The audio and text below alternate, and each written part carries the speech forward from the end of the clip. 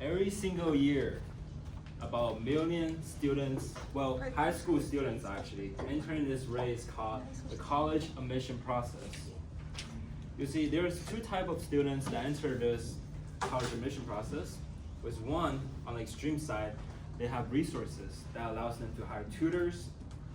They have resources that go to crazy summer internships or summer programs. But on the other hand, on the extremes, there are students that's even hard for them to put the foods on the table on a daily basis, and they even have to work part-time jobs to support their family incomes. Which raised the question that, does the college admission process a really fair game to gain equal access for better educations? Hi, my name is Hangi Liu, and I'm here to present you guys my arguments, well, not my arguments, but the two sides of the college admissions. Now, just give you guys a little context throughout my speech. I'm going to go over the context behind the college admission process, the two perspectives that we have, and also the summarize. And then I'm going to ask you guys the question, do you guys think is the college admission process fair or not? So now, in terms of the context, colleges claim that they review every single students like us under a process called a holistic review.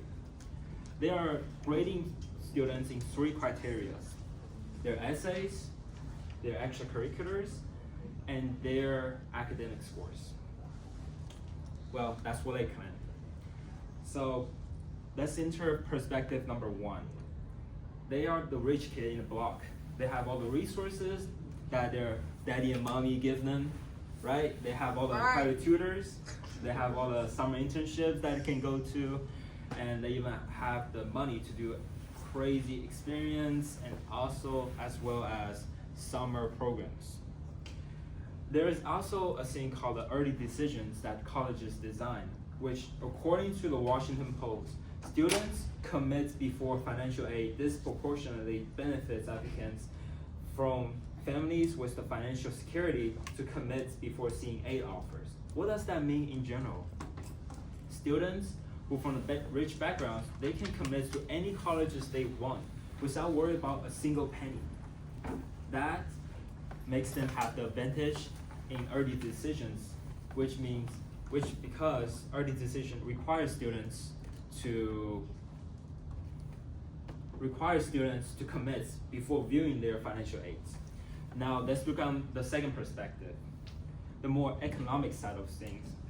See, holistic review actually makes every single student, quote unquote, equal. Why? Because the admission officers actually review every single student based on their hardship. They are actually considered their hardships, like their family struggles and how they have to sacrifice for their families. According to Associated Press, some colleges are actually expanding financial aid and increasing to recruitment low-income students, as economic is now primary path to broader opportunities. Why?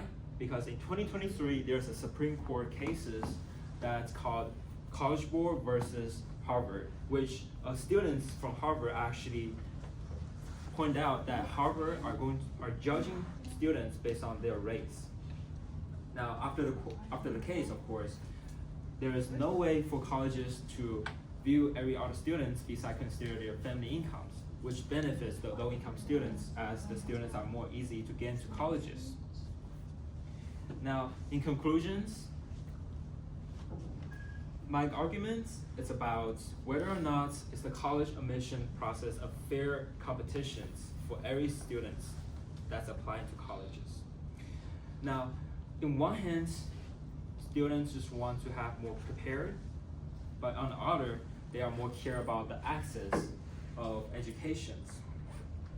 So I'm going to leave you guys the questions of whether or not do you guys believe if the college admission process are fair or not. Thank you.